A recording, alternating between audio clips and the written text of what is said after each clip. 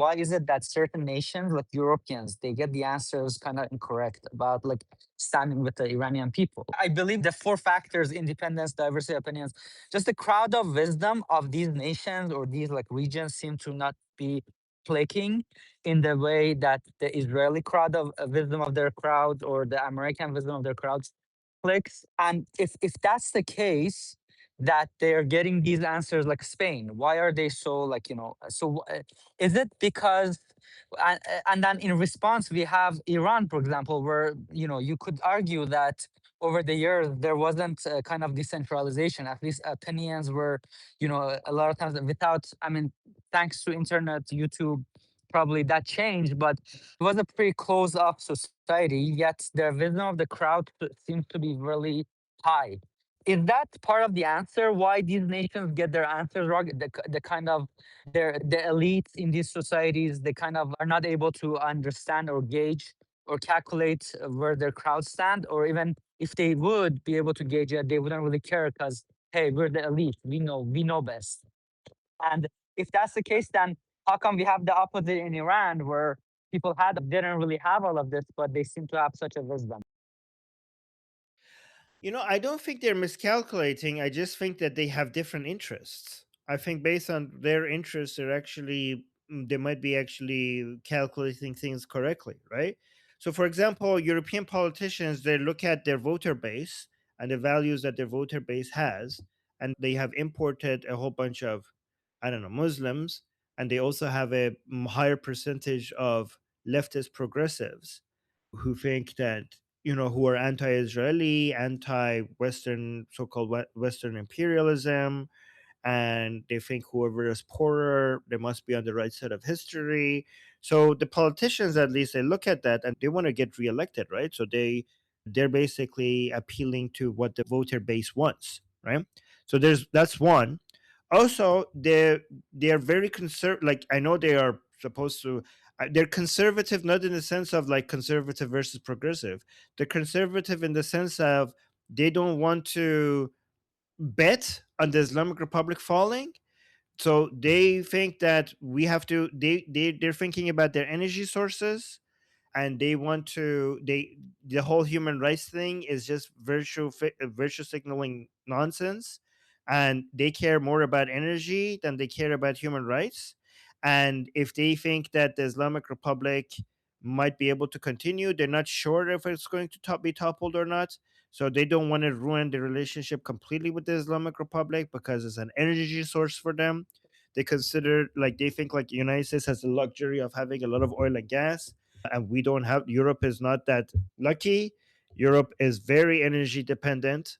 Europe and China are very energy dependent, unlike United States and Russia. Europe and China rely on other places for energy. I mean, China is getting better with like alternative sources, but still they're not very like. But Europe needs these countries for its energy security.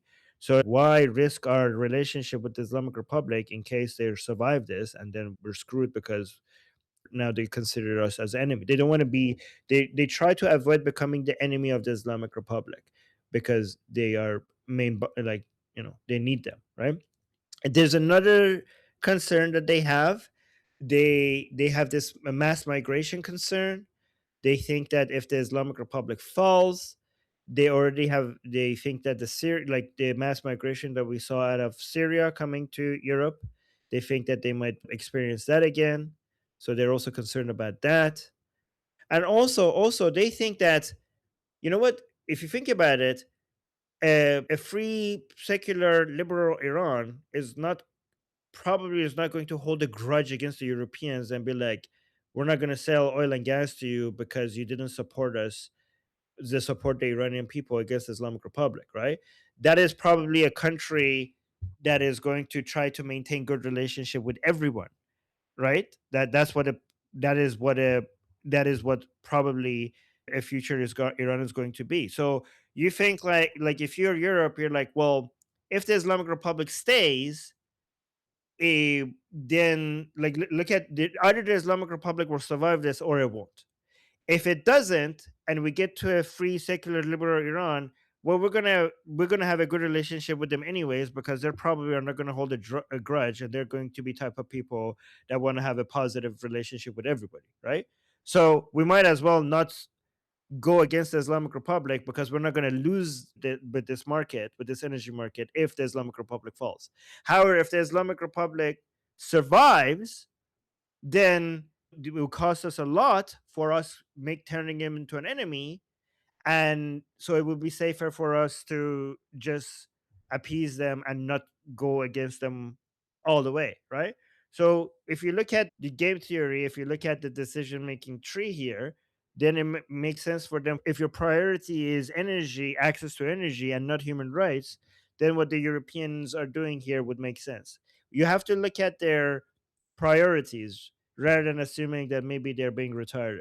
It's just the priorities are different. Does that make sense?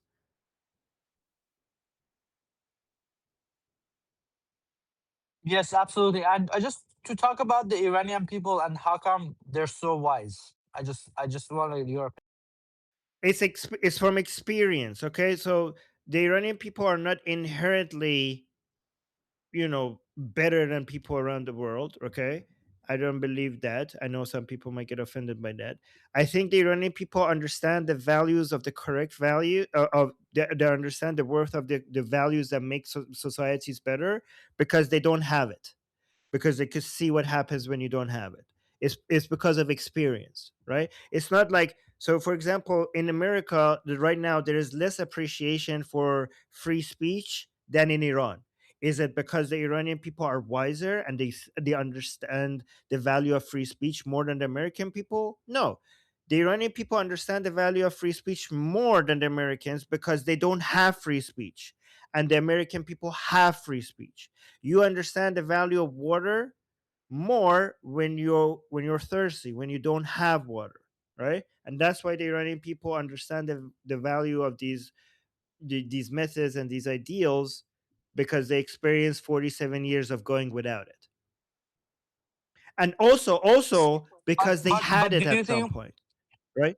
oh, okay, Yeah, right. Because I was gonna say North Korea, probably the people don't appreciate it because they right. never Yes, because in some countries they never got to see what it's like to have so the Iranian people are in an interesting situation of having a better life, losing it, and remembering what it was like when they had that, right? So in some other societies like North Korea, or I don't know, uh maybe Russia. Turkestan. R- Yeah. no, Russia. So Russia is a very so important yeah, example, actually. whatever. Okay, let me finish.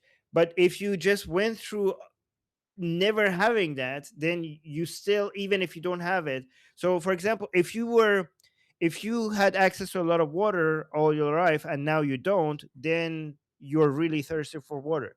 But if you have experienced thirst all your life, and you never knew what it's like to have access to unlimited water, then even though you're thirsty right now, you still don't understand the value of water. So the Iranian people are in a situation where they experienced it, it was taken away from them, and now they want it back, and that experience makes them understand more understanding of how important these values are, right? Yes, thank you so much. That was great. All right, thank you for that.